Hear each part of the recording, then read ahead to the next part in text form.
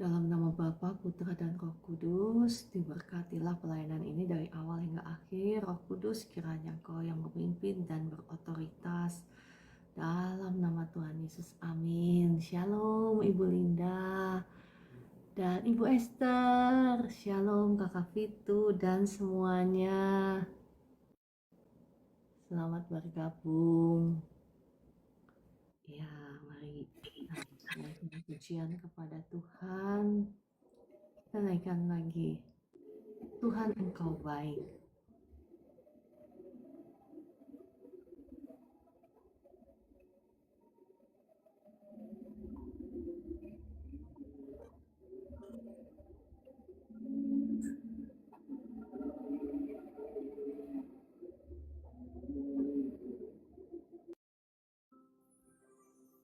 Di setiap musim kelam hidupku,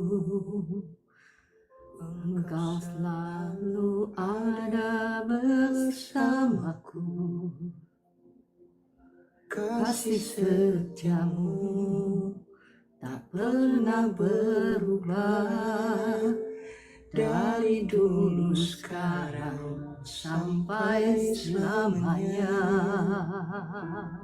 Tuhan, Kau mengenal isi hatiku, semua yang ku perlu Kau pun tahu. Yang tak pernah ku lihat dan tak pernah ku pikirkan, itu yang Kau sediakan bagiku.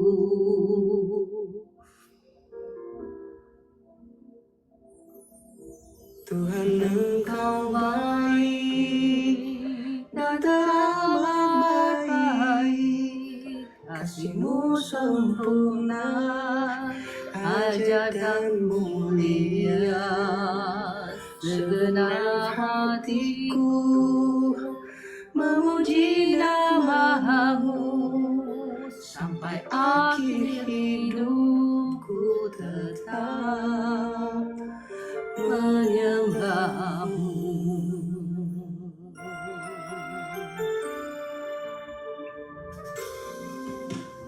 Tuhan, Kau mengerti isi hatiku, semua yang ku perlu Kau pun tahu.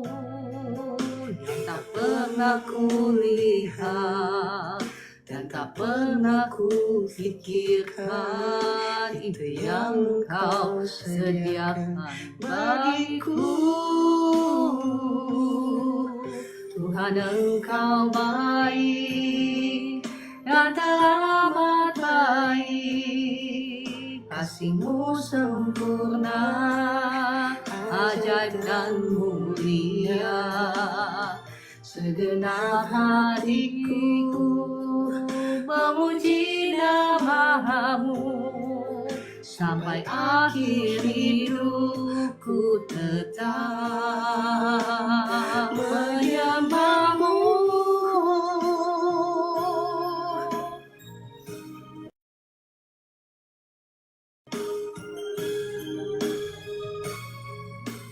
Terima kasih Tuhan Yesus, Engkau baik. Kau sungguh baik dan teramat baik. Tuhan, Engkau baik, kasih-Mu sempurna, ajaib dan mulia. Segenap hatiku memuji nama-Mu, sampai akhir hidupku tetap menyembah-Mu. Sampai akhir hidupku tetap menyembah-Mu. Oh ya Tuhan, kasih-Mu sempurna. Mari Mari kita naikkan kembali pujian ini Bapak Ibu. Kita mau menyenangkan hati Tuhan dengan memuji Dia, dengan menyembah Dia.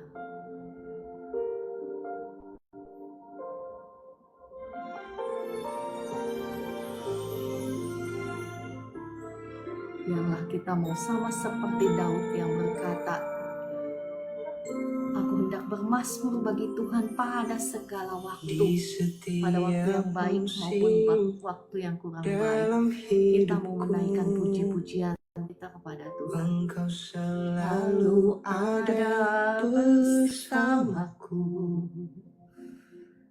kasih setiamu tak pernah berubah, dari dulu sekarang sampai selamanya. Tuhan, kau mengerti isi hatiku, semua yang ku perlu kau pun tahu, yang tak pernah ku lihat dan tak pernah ku pikirkan, itu yang kau sediakan bagiku.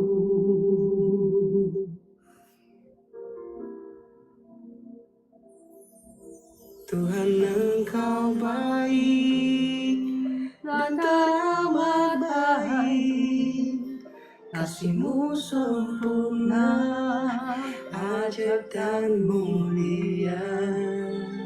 Segenap hatiku memuji nama-Mu, sampai akhir hidupku tetap menyembah-Mu.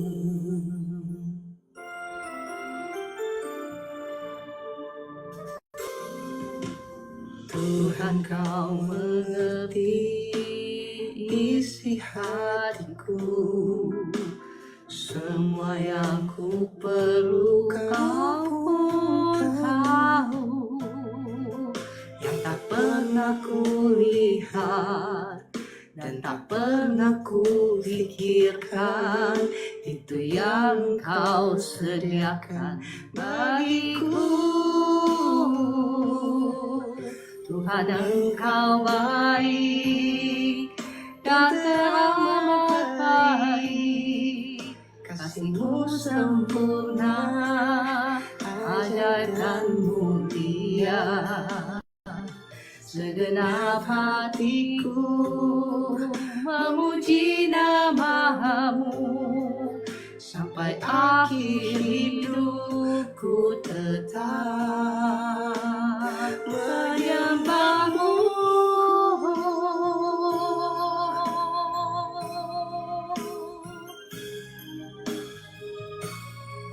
Kami memuji penyembah-penyembah-Mu yang setia ya Tuhan. Biarlah puji-pujian tetap ada di dalam mulut kami bagi Engkau.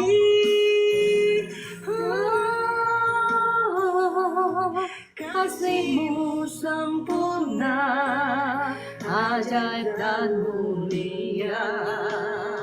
Segenap hatiku memuji nama-Mu, sampai akhir hidupku tetap menyembah-Mu.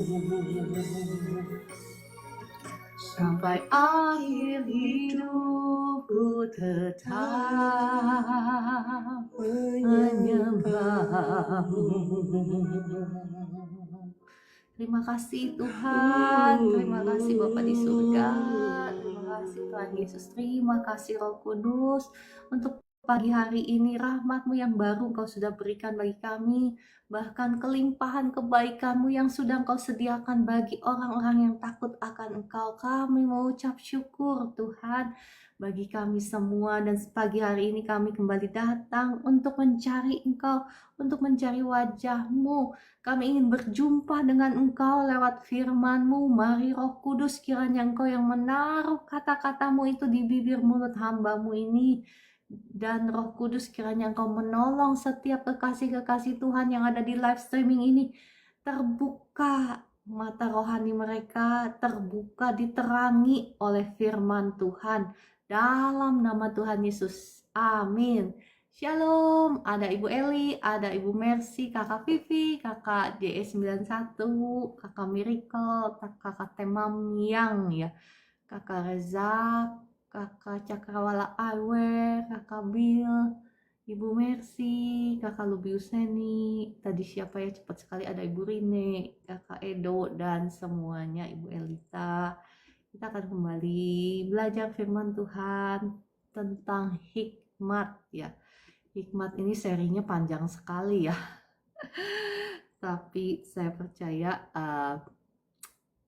pengajaran ini pasti memberkati Bapak Ibu semua. Karena seringkali kita meminta sama Tuhan, berikan aku hikmat, ya kan? Berikan aku hikmat. Aku juga kepengen berhikmat seperti Raja Salomo. Tetapi nggak tahu apa itu hikmat. Nggak tahu siapa itu hikmat, ya kan? Sekarang Bapak Ibu yang ada di live streaming ini pasti udah tahu siapa itu hikmat, ya kan? Pasti sudah tahu juga apa itu hikmat, karena kemarin-kemarin saya sudah membahas ya. Sebentar ya, saya cari lagu dulu bentar.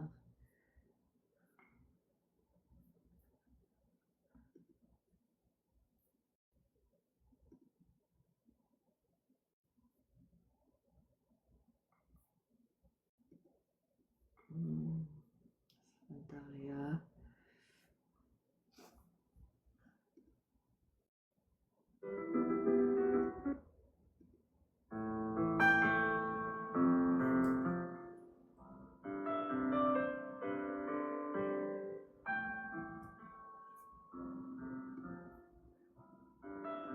Ya, kita mau kembali membahas tentang upah orang yang berhikmat. Ya, kemarin kita udah sampai kepada panjang umur, ya kan? Panjang umur dan kekayaan, bukan? Ya kan? Kemarin kita sampai kepada bahwa Amsal 8 ayat 17, bukan? Bahwa aku mengasihi, aku ini hikmat, mengasihi orang yang mengasihi aku. Dan orang yang tekun mencari aku, perhatikan, hikmat itu harus dicari. Bukan dengan ya langsung begini turun gitu. Ya ada orang-orang tertentu ya, tetapi itu pun karena dia mencari ya. Ya saya bersyukur ya, Tuhan suka kasih pewahyuan hikmat, pagi-pagi bangun tadi udah diajarin sama Tuhan. Ya diajarin gitu ya tentang kebenaran firman. Nah, tetapi kenapa saya bisa begitu? Karena saya duluan yang mencari Tuhan. Jadi istilahnya karena saya mencari, jadi Tuhan memberi, ya kan? Nah, sama halnya Bapak Ibu, jika kalau engkau ingin dipenuhi oleh hikmat Allah ya, harus mencari. Makanya di sini katakan, orang yang tekun mencari aku akan mendapatkan daku. Ayat ke-18, kekayaan dan kehormatan ada padaku, juga harta yang tetap dan keadilan. Ya kemarin sampai di situ. Oke, kita mau lanjut ya bukan topik berikutnya. Apa saja upah orang yang berhikmat ya? Panjang umur, kekayaan. Kemarin sampai di situ kan? Sebentar. Ya, oke. Selanjutnya, upah orang yang berhikmat itu apa? Kebahagiaan dan kesejahteraan. Kayaknya ini semua deh yang kita inginkan ya, ada pada hikmat. Hikmat itu kemarin kita sudah bahas, hikmat itu adalah pribadinya Allah, semua yang kita inginkan. Sebentar saya ganti dulu lagunya ya. Sebentar, lagunya terlalu jadi bikin dancing gitu ya, bikin kepengen dansa, bukan ngedengar firman. Oke. Nah, Yesaya 48 ayat 17 berkata seperti ini ya. Beginilah firman Tuhan penebusmu yang maha kudus, Allah Israel. Akulah Tuhan Allahmu yang mengajar engkau tentang apa yang memberi faedah, yang menuntun engkau di jalan yang harus kutempuh. Ingat kemarin-kemarin saya bilang bahwa hikmat itu adalah firman Allah. Jadi firman Allah lah yang mengajar kita untuk jalan-jalan yang harus kita tempuh, sehingga kita sebetulnya kata faedah itu dalam versi terjemahan yang lainnya semuanya itu beruntung. Ya Bapak Ibu yang seneng dagang pasti tahu kan, semuanya pasti kepengen beruntung kan, kepengen cuan ya kan. Kalau dagang itu kan pasti kepengen beruntung. Nah, caranya bagaimana Bapak Ibu ya? Caranya itu dengan kita mengikuti firman Tuhan. Makanya kata kita Matius, barang siapa yang mendengarkan firman Tuhan ini dan melakukannya, dia sama seperti, bukan itu ya, tetapi sama disamakan dengan orang yang bijaksana yang membangun rumahnya di atas batu. Datanglah hujan dan banjir, kemudian angin melanda rumah itu, tetapi rumah itu tetap berdiri teguh. Nah, sama halnya dengan kita, adalah hal yang lain ketika kita mengetahui firman, tetapi hal yang lain juga kalau kita menjadi pelaku-pelaku firman Tuhan. Karena Bapak Ibu, meskipun engkau rajin cari Tuhan, setiap pagi ikut live streaming seperti ini, tetapi selama engkau belum mau memutuskan untuk menjadi pelaku-pelaku firman, maka mohon maaf, firman Tuhan itu menyamakan orang-orang seperti itu dengan orang-orang yang bodoh, yang membangun rumahnya di atas pasir. Nah, sekarang pilihan ada di tangan Anda dan saya. Apakah kita mau beruntung? Kalau orang dagang tahu banget ya, itu orang itu hoki gitu. Tahu kan hoki? Hoki itu ya beruntung.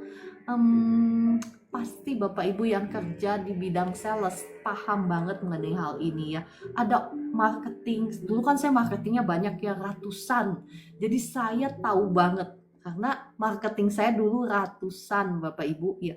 Saya itu membawahi ya ratusan marketing. Jadi sebelum marketing itu ada manajer ya. Satu manajer itu mungkin berapa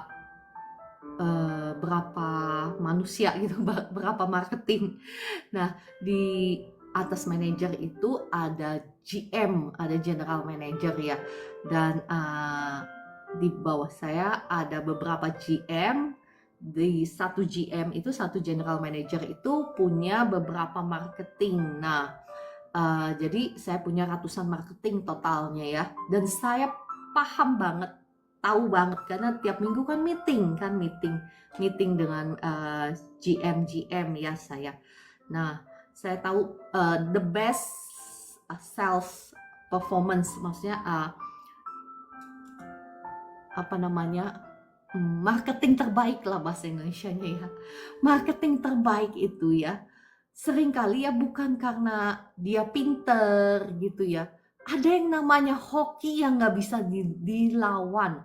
Nah, Bapak Ibu yang menjadi marketing pasti tahu banget. Ya memang skill perlu ya. Skill, knowledge, kepandaian, ilmu pengetahuan, ilmu tentang produk yang dijual ya penting ya.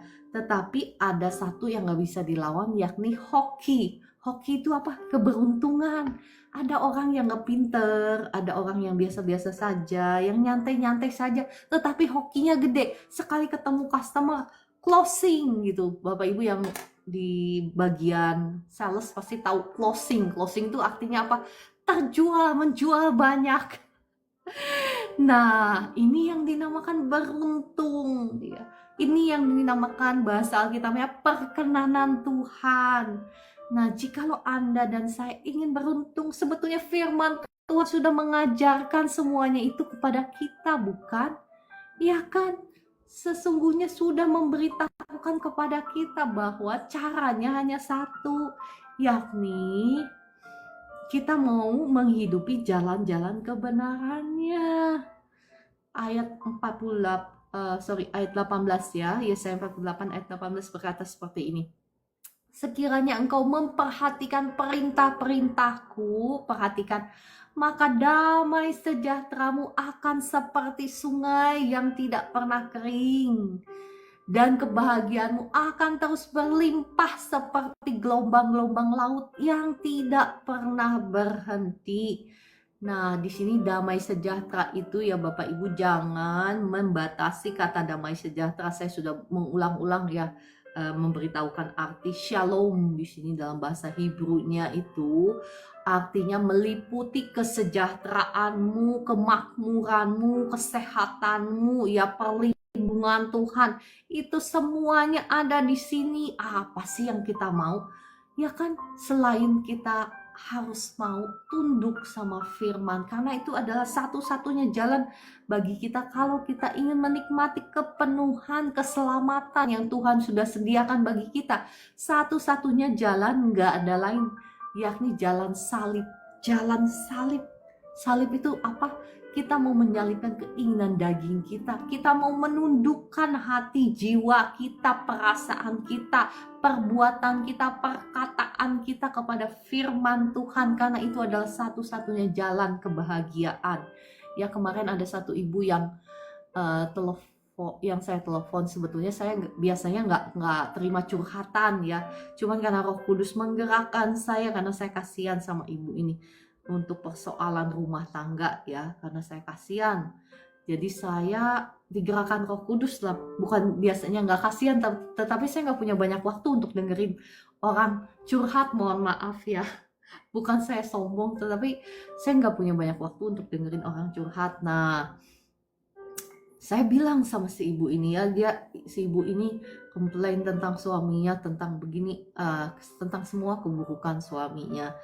Ya memang kenyataannya ya memang seperti itu. Tetapi saya bilang, ibu tidak akan bisa melihat pertolongan Tuhan. Karena si ibu ini berkata, saya sampai bingung apakah Tuhan itu ada. Kok gak jawab-jawab doa saya. Nah, banyak sekali umat Tuhan ya Bapak Ibu yang gak paham hal ini.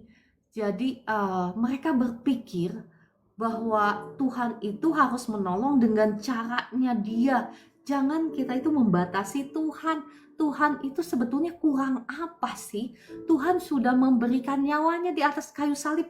Sudah memenangkan peperangan ya. Sudah merebut kembali kuasanya si jahat. Tuhan itu sudah memberikan firman-Nya yang menjadi pedoman hidup kita. Jikalau seseorang hidup menurut firman-Nya, maka hidupnya akan dihindarkan dari berbagai macam malapetaka, kebinasaan, dan akan membawa dia menjadi memiliki hidup dengan segala kelimpahan. Itu adalah jalan-jalannya Tuhan, dan jalan-jalannya Tuhan itu firman-Nya. Nah, jangan berhayal seperti kebanyakan umat Tuhan yang berpikir mereka bisa hidup dengan cara-cara mereka sendiri, tetapi mereka mengharapkan Tuhan menolong. Ya kan, ini namanya berhayal, mau hidup dengan cara-caranya sendiri, ya, tetapi mengharapkan mukjizat Tuhan.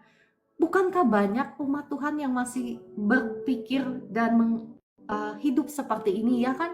Dan kemudian nyalahin Tuhan, kenapa Tuhan gak nolong?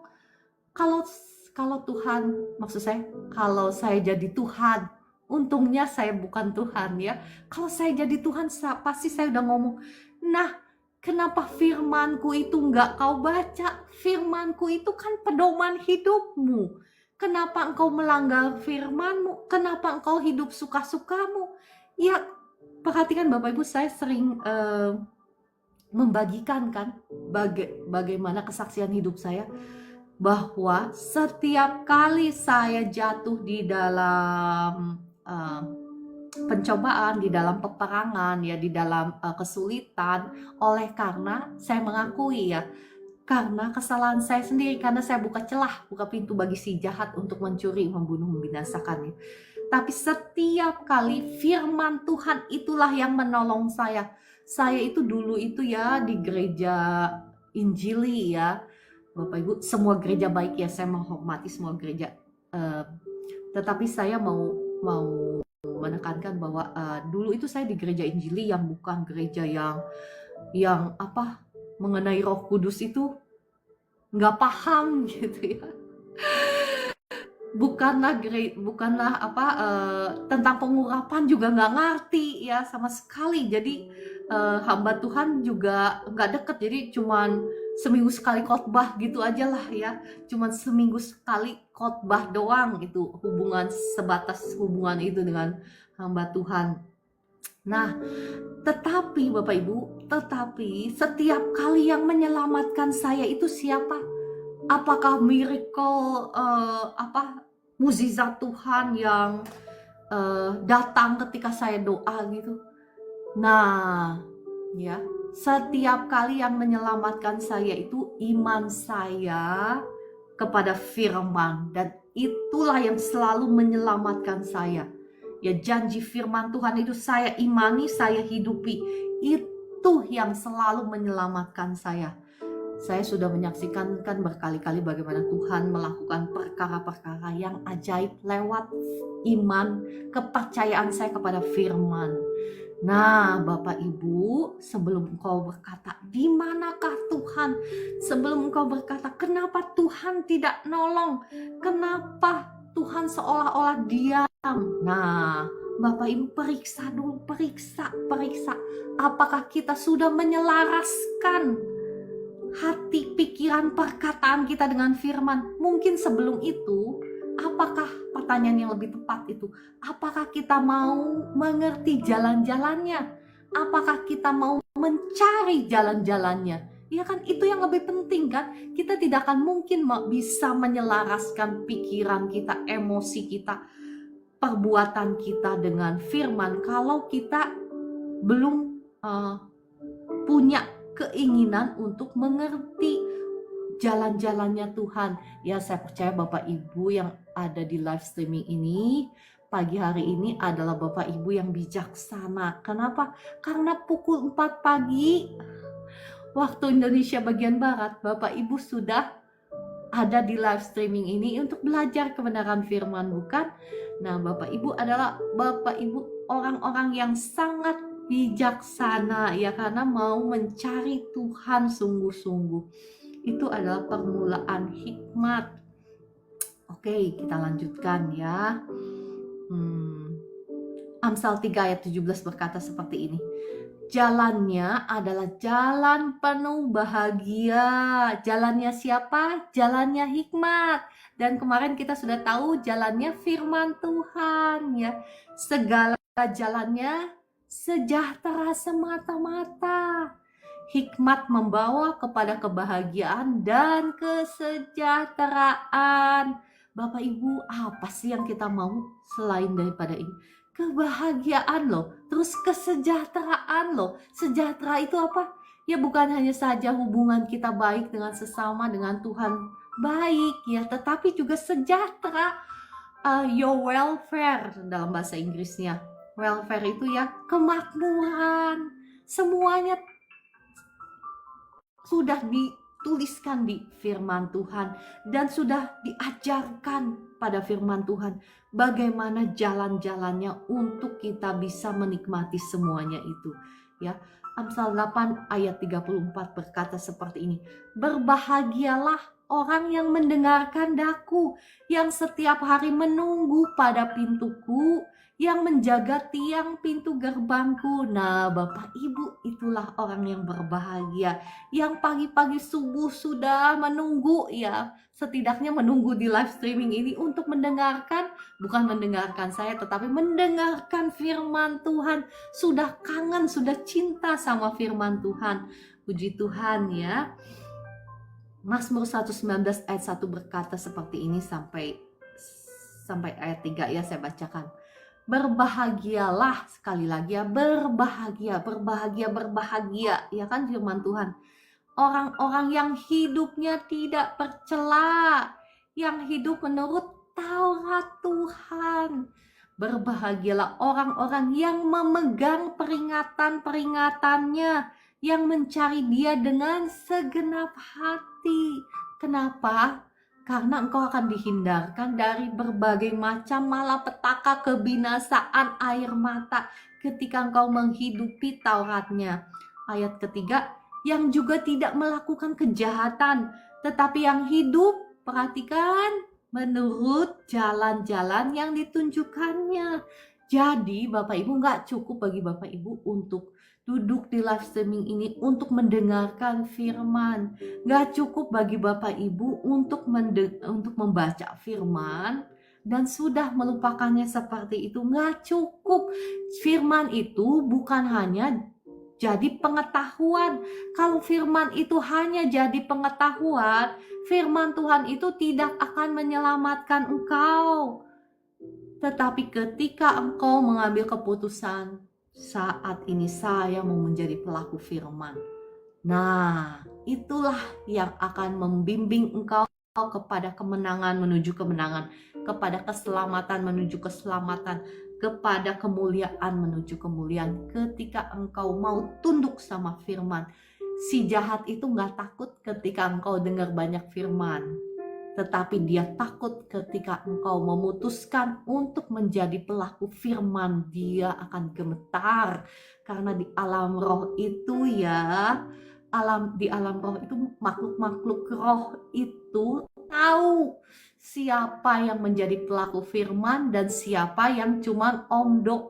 Itu tahu, makanya ada doa-doa yang powerful, ada doa-doa yang berkuasa, dan ada doa-doa yang naik ke plafon udah gitu turun lagi, ya kan? Kenapa deklarasi-deklarasimu menjadi deklarasi yang powerful? Karena untuk orang-orang yang menjadi pelaku-pelaku firman itu ada bobot, ada kuasa ketika mereka mendeklarasikan sesuatu. Makhluk-makhluk di alam roh itu semua tunduk, ya. Bukan hanya saja malaikat-malaikat yang mengerjakan suara firman-Mu, ya.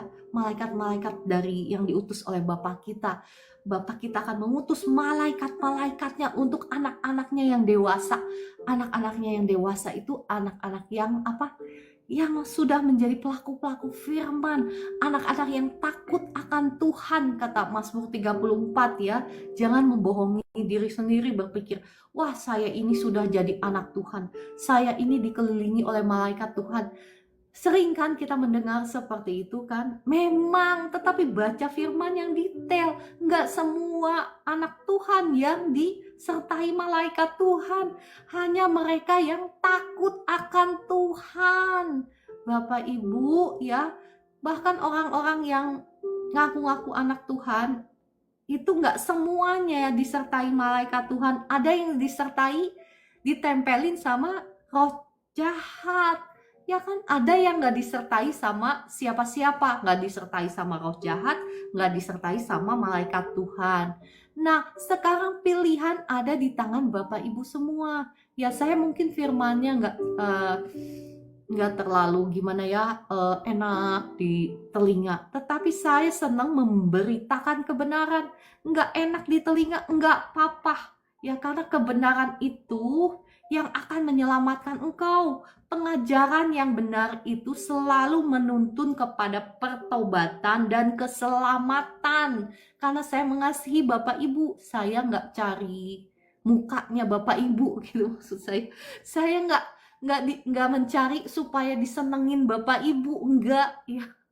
Saya melayani Tuhan dan saya mengasihi Bapak Ibu. Saya harus memberitakan kebenaran supaya Bapak Ibu mengalami keselamatan, mengalami kemenangan, bahkan dalam setiap aspek kehidupanmu, ya, supaya engkau keluar dari penjajahan si jahat. Ya, saya nggak tahu saat ini Bapak Ibu sedang dijajah dalam aspek apa. Mungkin dalam aspek keuangan, mungkin dalam aspek kesehatan, atau rumah tanggamu yang bermasalah. Apapun itu, ya, satu-satunya jalan untuk engkau keluar dan mengalami kemenangan, satu-satunya jalan adalah firman Tuhan. Satu-satunya jalan adalah jalan hikmat, ya Bapak Ibu. Makanya ayat ketiga berkata, berbahagia siapa? Orang yang hidup menurut jalan-jalan yang ditunjukkannya. Jadi kembali lagi, jangan membohongi diri sendiri, menipu diri sendiri, berpikir bahwa kita sudah menjadi umat Tuhan, umat kesayangannya. Memang Tuhan sangat mengasihi Anda dan saya, tetapi apakah kita mau meresponi kasihnya dengan menghidupi jalan-jalannya? Karena ketika kita menghidupi jalan-jalannya, kata kitab 1 Yohanes 2 berkata, maka kasih Tuhan sempurna atas orang itu. Kasih Tuhan sempurna atas kita ketika kita hidup menurut jalan-jalannya. Ketika kita hidup sama seperti Kristus hidup, yakni hidup di dalam kasih. Oke, saya sudah membahas bahagianya orang-orang ya yang hidup menurut jalannya Tuhan, ya kan? Yang bahagianya orang-orang yang berhikmat. Mereka dikatakan berhikmat karena mereka mendengar firman dan melakukannya. Tetapi Bapak Ibu, ketika engkau mentoleransi dosa, mengkompromi dengan dosa, maka apa akibatnya?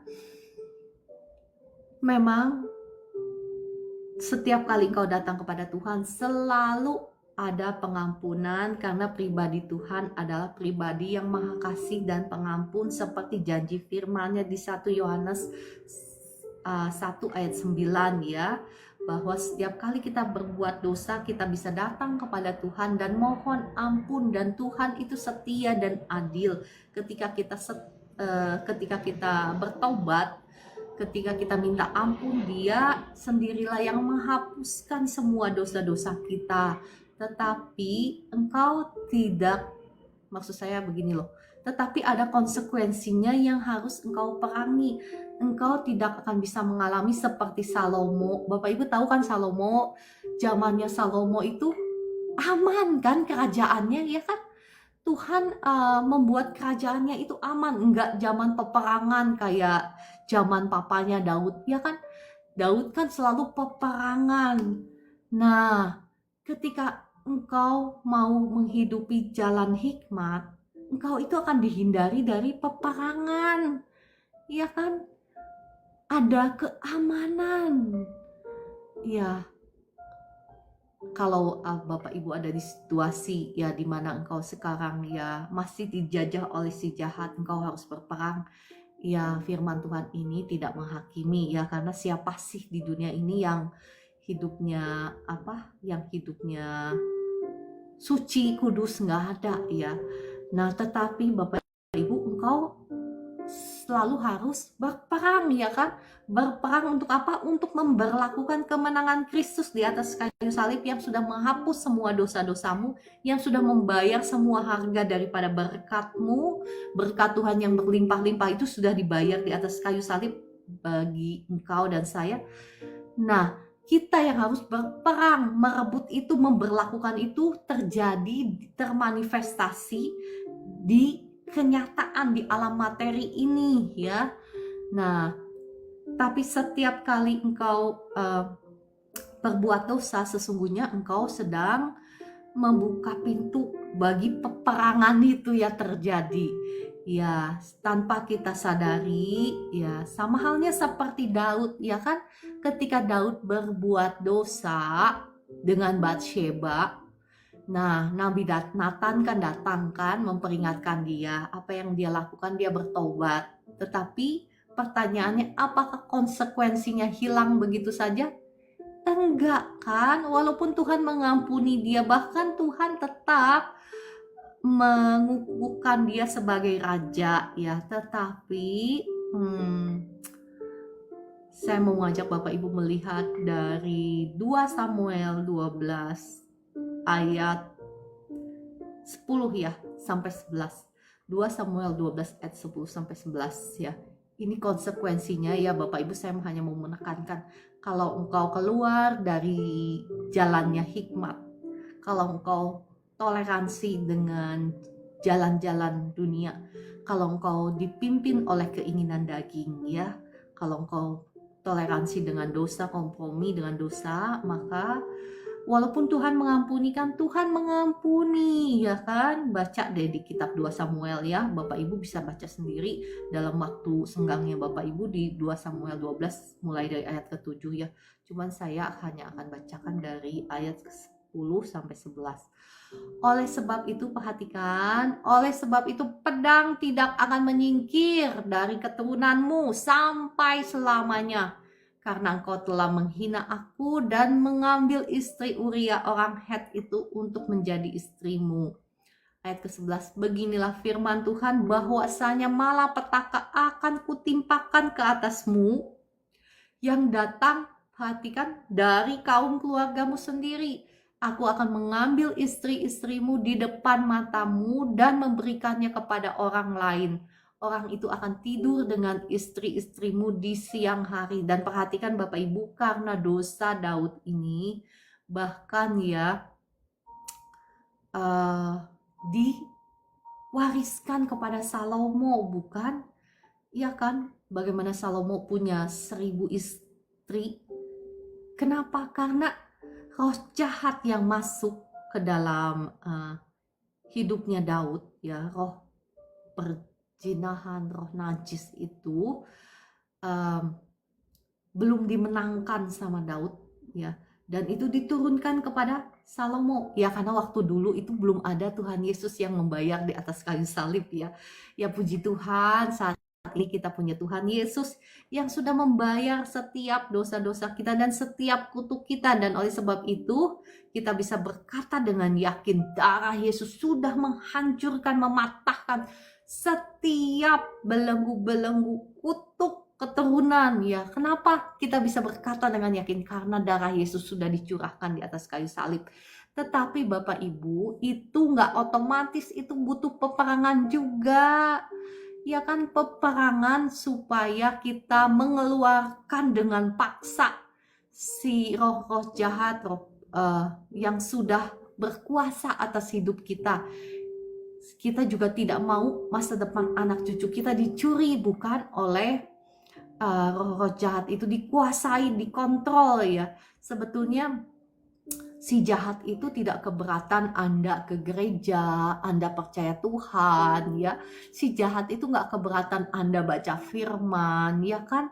Selama dia bisa mengendalikan pikiranmu, dia bisa mengendalikan hatimu ya kan.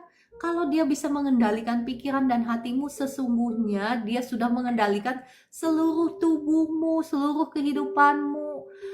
Iya kan? Gimana caranya dia mengendalikan? Iya, kalau walaupun misalnya secara agamawi engkau mendengar firman, engkau membaca firman, tetapi selama kita tidak menyelaraskan perbuatan kita ya dengan firman itu, selama pikiran, emosi, hati kita dikuasai si jahat, ya dia sudah menguasai seluruh tubuhmu. Kegelapanlah yang menguasai hidupmu, bahkan masa depanmu, bahkan masa depan anak cucumu, dia sudah curi ketika engkau mengizinkan si jahat itu menguasai hati dan pikiranmu ya. Oke, dan kita melihat bagaimana ketika Raja Salomo ya jadi raja, ada keamanan kan, karena dia dikatakan dia adalah orang yang paling berhikmat. Dia menghidupi hikmat itu sendiri sampai, perhatikan Bapak Ibu, sampai pada akhirnya dia nyeleweng dari Tuhan, sampai dia tertarik kepada wanita-wanita lain yang menarik hatinya, yang mencuri hatinya dari Tuhan. Perhatikan konsekuensinya ketika dia mulai tertarik kepada Allah-Allah lain. Saya mau bacakan ya kepada Bapak Ibu supaya Bapak Ibu paham banget ya konsekuensinya, supaya kita mau rame-rame menjaga hidup kita itu di dalam kekudusan, di dalam jalurnya hikmat. Hidup di dalam hikmat itu hidup di dalam firman ya. Oke, saya mau bacakan bagi Bapak Ibu dari 1 Raja-Raja 11 ayat 11 deh ya. 1 Raja-Raja 11 ayat 11. Lalu berfirmanlah Tuhan kepada Salomo, oleh karena begitu kelakuanmu, yakni engkau tidak berpegang pada perjanjian dan segala ketetapanku yang telah kuperintahkan kepadamu, maka sesungguhnya aku akan mengoyakkan kerajaan itu daripadamu dan akan memberikannya kepada hambamu. Perhatikan Bapak Ibu, ketika engkau ya beralih ke lain hati, ketika engkau mencintai dunia ini dengan segala isinya, ya, ketika engkau hidup dipimpin oleh keinginan daging, keserakahan, kepelitan, ya pelit itu termasuk ya Bapak Ibu, orang yang pelit itu tidak masuk surga, kata firman Tuhan, bukan kata saya ya. Mungkin Bapak Ibu ada yang baru dengar ya. Ketika engkau memilih untuk tidak mengampuni orang-orang yang menyakiti engkau ya, perhatikan ketika hidupmu dipimpin oleh keinginan daging, maka upahnya apa? Kebinasaan. Sama ya, sama seperti firman Tuhan ini mencatat aku akan mengoyakkan kerajaan itu daripadamu dan akan memberikannya kepada hambamu. Ini sebetulnya hukum Allah, bukan berarti Tuhan jahat kok, Tuhan begitu ya. Bukan berarti seperti itu. Nah, makanya kata firman Tuhan, my people are destroyed for the lack of knowledge. Umatku binasa karena kurang pengetahuan, kurang pengenalan akan Allah. Kita itu harus mengerti, bukan hanya saja Allah itu kasih, tetapi Allah itu adil dan Allah itu bekerja lewat hukum-hukumnya. Kenapa Allah Allah kan sanggup mengampuni kita tanpa mengorbankan anaknya yang tunggal. Tetapi toh dia korbankan juga kan anaknya yang tunggal. Kenapa? Karena Tuhan itu tidak bisa memungkiri firman-Nya sendiri. Firman-Nya itu adalah pribadinya sendiri. Tuhan tidak bisa memungkiri hukumnya sendiri. Kalau Tuhan aja menghormati perkataan firman-Nya, perkataannya, hukumnya sendiri seperti itu, siapakah Anda dan saya berpikir bahwa ya mungkin Tuhan bisa pengecualian gitu kan? Seringkali kan kita berpikir seperti itu. Padahal Tuhan itu bekerja lewat hukum-hukumnya. Ya Tuhan memang maha kasih ya, tetapi kita harus mengerti hukum-hukumnya. Kita harus mengerti jalan-jalannya. Kita harus mengerti pribadinya, siapa sih Tuhan yang kita sembah itu. Tuhan yang kasih, Tuhan yang adil. Ayat ke-12, hanya pada waktu hidupmu ini aku belum mau melakukannya, oleh karena Daud ayahmu dari tangan anakmu lah aku akan mengoyakkannya. Dan ayat ke-13 saya bacakan, namun demikian kerajaan itu tidak seluruhnya akan kukoyakkan daripadanya, satu suku akan kuberikan kepada anakmu oleh karena hambaku Daud dan oleh karena Yerusalem yang telah kupilih. Ya, terakhir ayat 14 saya mau membacakan kepada Bapak Ibu bagaimana konsekuensi kalau kita hidup keluar dari jalurnya hikmat ya. Ayat ke-14 berkata seperti ini. Kemudian Tuhan membangkitkan seorang lawan Salomo, yakni Hadad orang Edom. Ia dari keturunan Raja Edom. Kalau Bapak Ibu baca lagi semua ya ayat-ayat selanjutnya, Tuhan membangkitkan lagi lawan yang lain. Nah Bapak Ibu, ya saat ini saya nggak tahu hidupnya Bapak Ibu. Mungkin engkau sedang mengalami berbagai macam lawan ya. Lawan musuh-musuh ya, musuh-musuh itu hari gini, hari perjanjian baru ini ya, bukan lawan bangsa-bangsa atau manusia gitu ya, tetapi bagaimana kuasa jahat memberikan serangan-serangannya ya, baik itu bisa lewat orang ya yang nyakitin engkau, bisa itu lewat pasanganmu, bisa itu lewat penjajahan ekonomi, keuangan, bisa itu lewat penjajahan kesehatan ya, hidupmu terbelenggu oleh sakit penyakit. Nah itu adalah lawan-lawanmu ya, tetapi perhatikan Bapak Ibu tadi upah orang yang berhikmat. Saya hanya mau mengkontraskan Bapak Ibu, mengkontraskan antara orang yang berhikmat, yang hidup menurut jalan-jalannya Tuhan, dengan orang yang keluar dari jalur hikmat, supaya Bapak Ibu dan saya ini paham banget ya bedanya antara orang yang menjadi pelaku-pelaku firman dan orang yang berkompromi dengan dosa. Karena ya bedanya jauh sekali, walaupun memang Tuhan mengampuni ketika kita datang kepada Tuhan, tetapi tetap ada peperangan yang harus engkau lakukan. Kita melihat bagaimana Daud berperang ya, bagaimana dia diserang oleh Absalom. Absalom itu anaknya sendiri yang mau membunuh dia, ya kan? Dan bagaimana bukan hanya saja Absalom, tetapi sebelumnya Absalom juga membunuh anak Daud yang lain, ya kan? Terjadi konsekuensi pemerkosaan bahkan di antara anaknya sendiri. Itu adalah konsekuensi dari dosa. Ada peperangan. Nah, syukurnya bagi Anda dan saya sekarang yang kita hidup di zaman perjanjian baru, di mana darah Yesus sudah dicurahkan ya, kita bisa berperang memakai darah Yesus. Kenapa? Bedanya hanya itu saja ya dengan perjanjian lama dan perjanjian baru.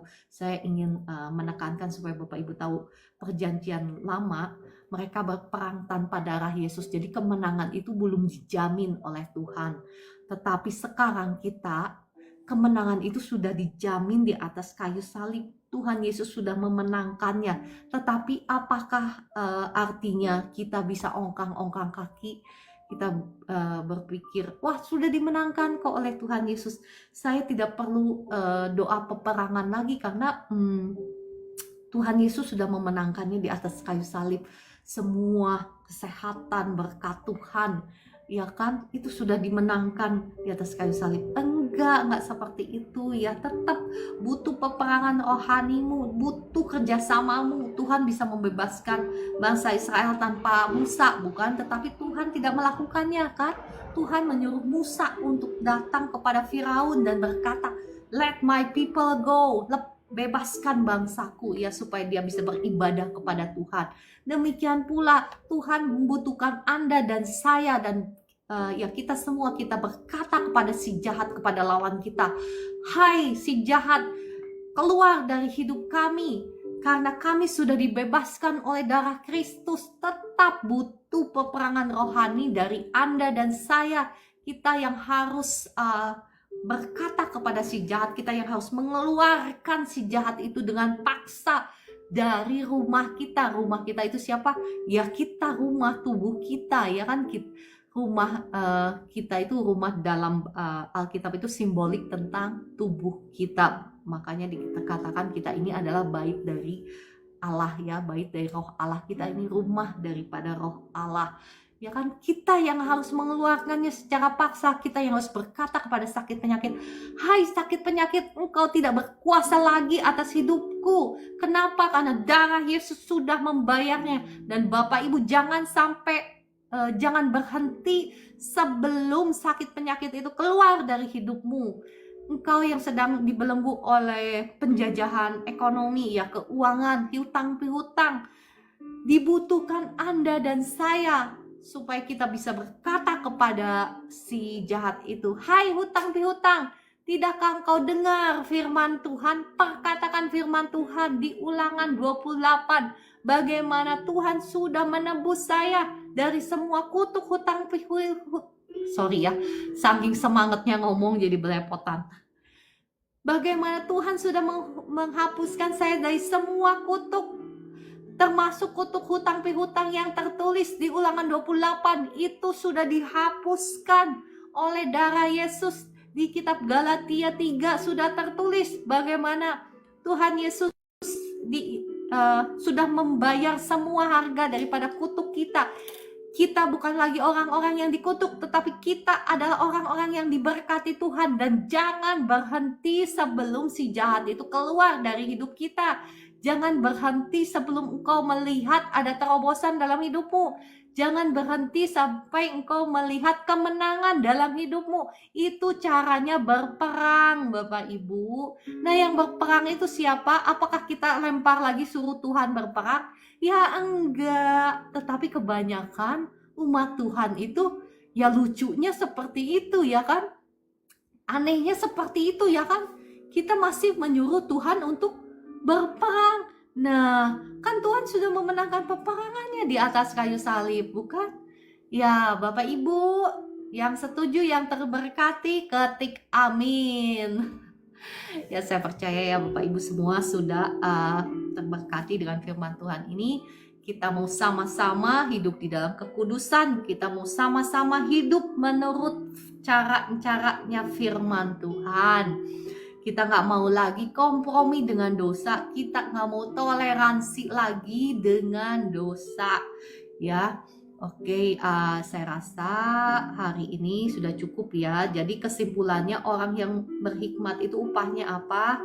Kemarin kita sudah membahas kekayaan, umur panjang. Hari ini kita membahas kebahagiaan, kesejahteraan, dan bahkan keamanan yang barusan saya bagikan ya panjang lebar dengan contohnya itu keamanan. Kita bebas dari ya nggak capek peperangan terus gitu ya. Oke, kita berdoa. Roh Kudus, terima kasih Engkau yang sudah berbicara, Engkau yang sudah mengajar, Engkau yang sudah menerangi mata hati kami, dan Engkau yang sudah menolong kami untuk mengenal jalan-jalan-Mu ya Tuhan.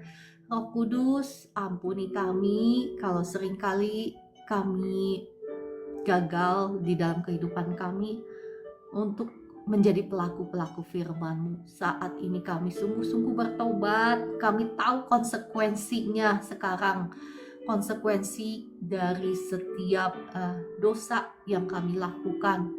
Ampuni kami ya Tuhan, ampuni kami, belas kasihan-Mu turun saat ini atas kami semua. Darah Yesus yang sudah mengampuni, menyucikan, menguduskan tubuh, jiwa, roh kami, menghancurkan, mematahkan setiap belenggu kutuk dosa kami, belenggu kutuk masa depan, kutuk penderitaan, kutuk hutang pihutang, kutuk sakit penyakit, kutuk kelemahan tubuh, bahkan kutuk keturunan saat ini sudah hancur, sudah patah dalam nama Tuhan Yesus. Kami mau usir rame-rame semua roh-roh jahat, roh kutuk yang mungkin masih ada di dalam kehidupan kami. Kami usir keluar semuanya dalam nama Tuhan Yesus. Semua bentuk penjajahan si jahat saat ini harus pergi dari anak-anak Tuhan yang ada di live streaming ini. Saat ini harus meninggalkan anak-anak Tuhan yang ada di live streaming ini, karena darah Yesus yang sudah membayar semua harga daripada kutuk dosa kami, karena darah Yesus yang sudah membayar semua harga daripada berkat kami, berkat masa depan kami, berkat anak cucu kami. Terima kasih Tuhan Yesus, terima kasih Bapa di surga, terima kasih Roh Kudus. Saat ini saya akan berdoa, doa berkat bagi Bapak Ibu semua. Terima kasih sekali lagi Bapa di surga, hamba-Mu membawa setiap kekasih-kekasih Tuhan yang ada di live streaming ini. Darah Yesus yang sudah membukakan tingkap-tingkap langit dari surga dan mencurahkan berkat-Nya kepada Bapak Ibu hingga berkelimpahan ya atas hidupmu, atas keluargamu, atas rumah tanggamu, atas anak cucumu, atas toko-tokomu, atas usaha-usahamu, atas setiap pekerjaanmu diberkati berlimpah-limpah, sehingga engkau menjadi berkat dimanapun engkau ditempatkan, dan apapun yang engkau kerjakan di dalam kebenaran, apapun yang engkau usahakan, apapun yang engkau tabur menurut hikmat Allah, maka sama seperti Ishak menabur dan menuai 100 kali lipat, demikian pula kita keturunannya, keturunan rohaninya. Apapun yang kita kerjakan, yang kita tabur, yang kita tuai, kita juga akan menikmati 100 kali lipat tuaian dalam nama Tuhan Yesus. Kami terima, kami akan diangkat naik dan bukan turun. Kami akan menjadi kepala dan bukan ekor, seperti dengan janji-Mu, sesuai dengan janji-Mu. Terima kasih Bapa di surga, terima kasih Tuhan Yesus, terima kasih Roh Kudus, berkat-Mu itu kami terima dalam nama Tuhan Yesus. Ya, sekarang saya akan berdoa bagi Bapak Ibu yang sedang sakit.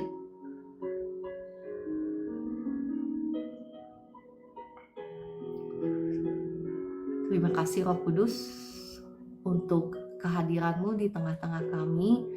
Terima kasih Roh Kudus.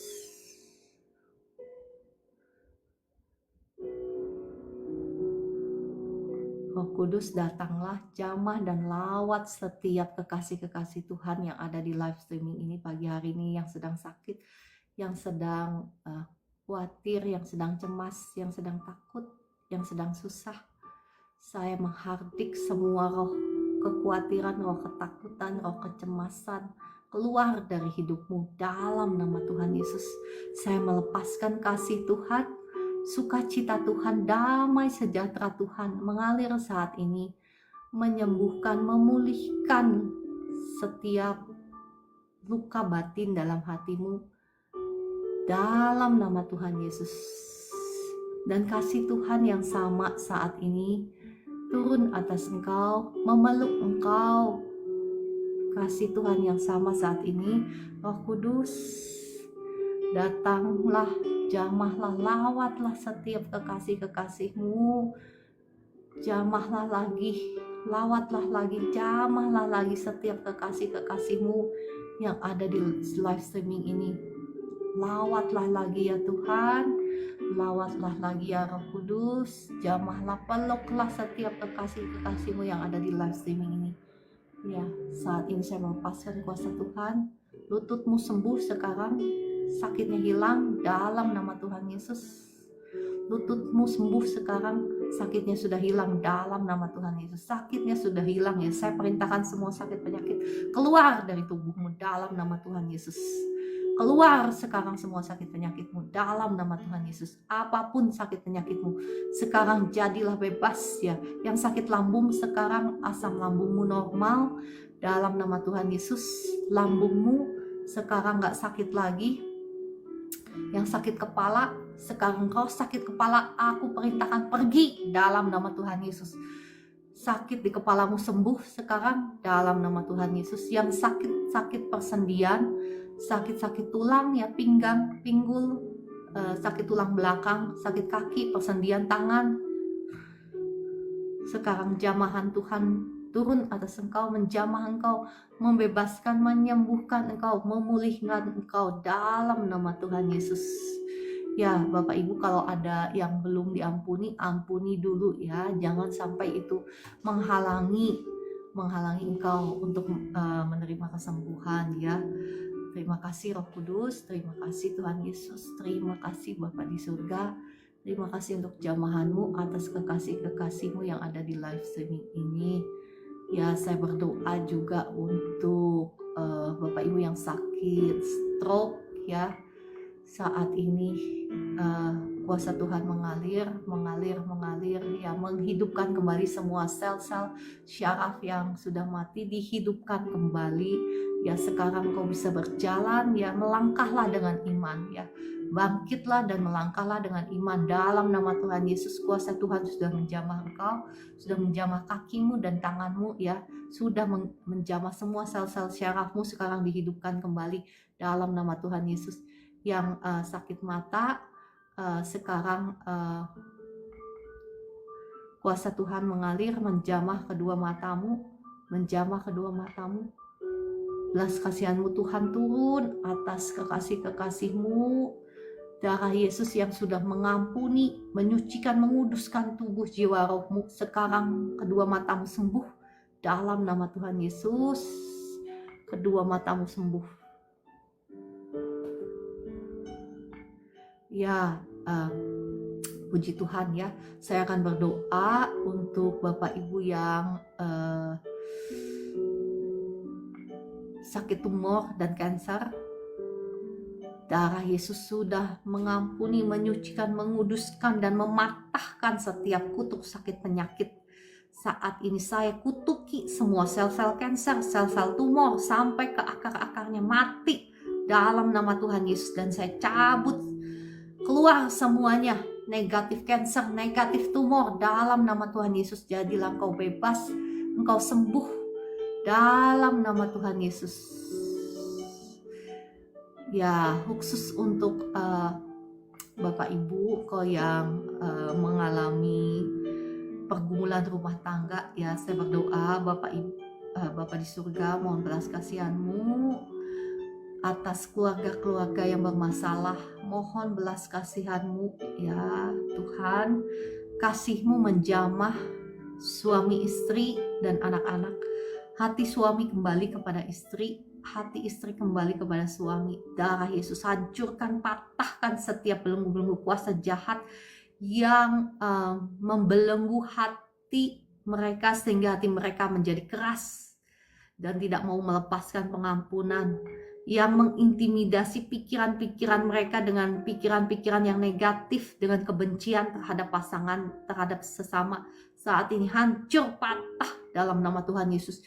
Jadilah engkau bebas, diberkati dengan kasih Tuhan, dipulihkan, ada pemulihan dari di keluarga-keluarga ya yang ada di live streaming ini, dipulihkan Tuhan dalam nama Tuhan Yesus. Ya, Bapak Ibu, engkau juga harus berdoa ya. Ya istri-istri, engkau harus menjadi tiang doa bagi keluargamu, bagi suamimu. Engkau harus bangkit, engkau harus berperang. Itu adalah area peperanganmu ya. Area peperanganmu itu bukan engkau memerangi pasanganmu yang pindah ke lain hati, bukan ya. Tetapi area peperanganmu itu engkau memerangi roh-roh jahat yang membelenggu misalnya suamimu atau istrimu sehingga mereka pindah ke lain hati. Yang kau harus perangi itu roh perjinahan, roh najis yang membelenggu, yang merantai pasanganmu. Itu adalah area peperanganmu. Ya, saya bisa membantu mendoakan setiap pagi di sini, tetapi engkau sendiri yang harus bangkit berperang. Dan sebelum engkau bangkit berperang, engkau harus mau menyelaraskan dulu perkataanmu, pikiranmu, emosimu, ya, dan perbuatanmu dengan firman. Maka percayalah engkau sendiri yang akan melihat bagaimana firman itu yang akan membela engkau, bagaimana firman itu yang akan menolong, melindungi engkau, dan bahkan mengangkat engkau, ya. Saya belum habis sampai, maksud saya pembahasan tentang upah orang berhikmat ya. Nanti besok-besok saya akan jelaskan bagaimana hikmat itu yang akan mempromosikan engkau. Firman Tuhan itu sendiri yang akan mempromosikan engkau kalau engkau mau menjadi pelaku-pelaku firman. Ya, kita harus melakukan dulu bagian kita ya bagi rumah tangga yang bermasalah. Kita harus mau tunduk dulu sama firman. Kita harus mau bertanya dulu apakah kita sudah melakukan bagian kita sebagai istri. Apakah suami-suami sudah melakukan bagianmu sebagai suami? Apakah engkau sudah mengasihi istrimu seperti yang tertulis dalam firman Tuhan? Apakah istri-istri engkau sudah menjadi istri yang baik, menjadi penolong yang setia seperti yang tertulis di Amsal 31? Apakah engkau sudah memiliki kelemah lembutan bagaimana engkau melayani suamimu? Ya kan? Engkau harus mau tunduk dulu sama firman Tuhan, maka engkau pasti akan melihat bagaimana firman Tuhan itu yang akan membela engkau, yang akan menyelamatkan rumah tanggamu dan keluargamu. Ya, terima kasih Roh Kudus untuk karyamu yang ajaib, yang luar biasa. Terima kasih Ibu Rine ya, untuk kesaksiannya, lututnya sudah disembuhkan. Puji Tuhan, haleluya. Terima kasih Roh Kudus, terima kasih Tuhan Yesus, engkau penyembuh yang sejati. Engkau luar biasa, biarlah semua orang tahu bahwa engkau penyembuh ya, bukan saja engkau penyelamat, tetapi engkau penyembuh, engkau pemberkat ya kan, namanya apa sih pemberkat ya, penyelamat, penyembuh, pemberkat kan, betul kan, walaupun kita jarang mendengar kata-katanya. Tuhan Yesus itu bukan hanya saja penyelamat ya, Tuhan Yesus itu penyembuh, Tuhan Yesus itu pemberkat, Tuhan Yesus itu ya segala sesuatu yang baik sebetulnya yang kita inginkan. Bukan semuanya ada dalam pribadinya Tuhan Yesus, pribadinya hikmat. Haleluya, puji Tuhan. Mari kita menaikkan pujian bagi Tuhan. Tuhan. Sebetulnya saya kepengen nyanyikan lagu ini, Joy to the World. Tetapi bahasa Indonesianya apa ya? Coba kita cari ya. Apa sih? Kita surga bukan. Dunia gembiralah. Oh, terima kasih Bu Esther. Hai dunia gembiralah. Ya mungkin Bapak Ibu berpikir, saya sekarang situasinya gak baik-baik saja. Tetapi Bu Ciara nyanyinya lagu gembiralah. Nah, Bapak Ibu yang ngomong begitu ya, kau harus mendengarkan video saya siaran ulang bagaimana caranya kita peperangan rohani. Peperangan rohani itu bukan dengan melo-melo ya, tetapi dengan apa? Dengan puji-pujian sorak-sorai ya. Itu yang akan mendahului kemenanganmu, itu yang akan mendahului terobosanmu, itu yang akan mendahului mukjizat-mukjizat Tuhan dalam hidupmu. Jangan setuju dengan lagu gitu ya. Oke, kita cari lagunya. Sebentar ya.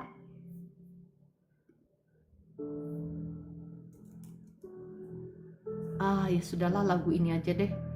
Sorry, saya belum ketemu. Ini aja deh. Ya Yesus sayang aja ya. Ya Yesus sayang ya. Kebetulan lagunya ini ya sudah.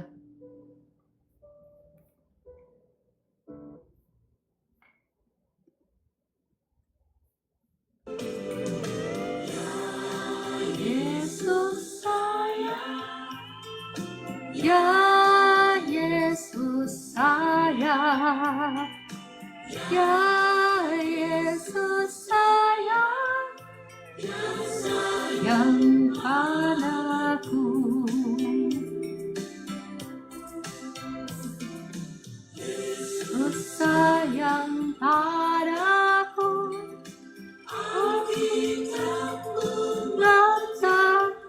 Mohon maaf ya, saya juga kurang hafal lagunya.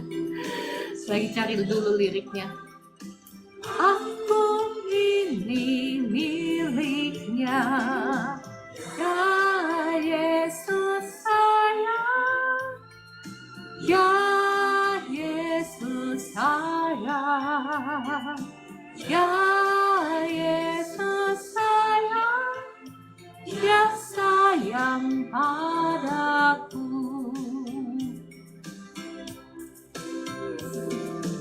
Yesus sayang padaku, bersamaku, nanti ku bersamanya, tinggal dalam rumahnya. Ya Yesus sayang, ya Yesus sayang, ya Yesus sayang, dia sayang padaku. Ya, sekali lagi saya mengajak Bapak Ibu, kita naikkan pujian ini. Pujian sekolah minggu ya, tapi saya percaya memberkati kita semua. Ya Yesus sayang, ya Yesus sayang, dia sayang padaku.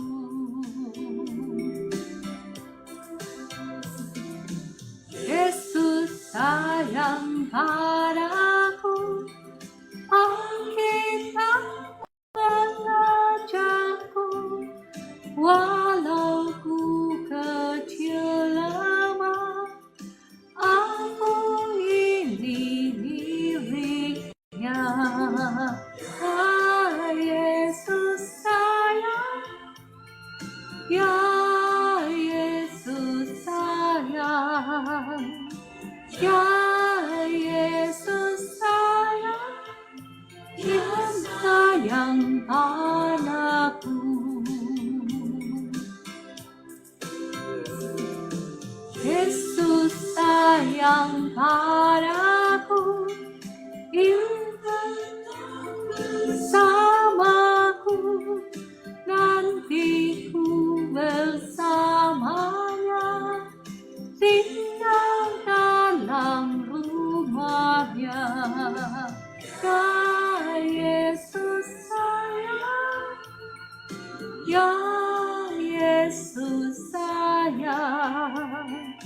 Ya Yesus sayang, ya sayang padaku. Haleluya, puji Tuhan. Terima kasih Tuhan Yesus untuk kasih setiamu bagi kita semua. Terima kasih Engkau baik. Kami percaya kami akan melihat pertolonganmu. Kami akan melihat terobosan. Kami akan melihat kemenangan. Kami akan melihat mukjizat-mukjizatmu dinyatakan dalam hidup kami. Kami percaya kami bukan lagi orang yang dikutuk, tetapi orang yang diberkati Tuhan. Kami mau berjalan di jalan-jalan hikmat-Mu, sehingga rancanganmu yang indah itu, yang luar biasa itu tergenapi dalam kehidupan setiap kami.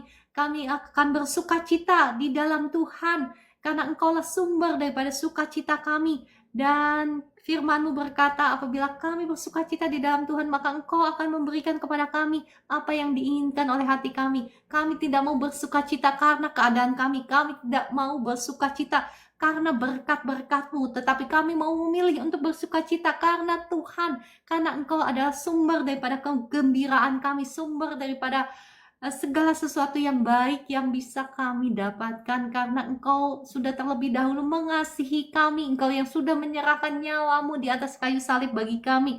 Kami mau menyembah Engkau saja satu-satunya. Kami mau menyerahkan hidup kami menjadi persembahan di altar-Mu, kepunyaanmu satu-satunya, menyenangkan hatimu, karena Engkaulah kekasih jiwa kami, dalam nama Tuhan Yesus. Amin, amin, amin. Ya, saya rasa semuanya sudah terberkati ya. Bu Esther, kalau ada penglihatan boleh disampaikan. Jangan diem-diem aja sendiri. Ya. Siapa lagi pelihat di sini? Ada Bu Nana yang nggak masuk ya. Bu Eli juga pelihat sebetulnya ya. Kalau ada yang dapat penglihatan ya ngomong ya, supaya semua yang ada di sini juga terberkati, ya kan? Kemarin ada yang dapat kado Natal dari Tuhan ya.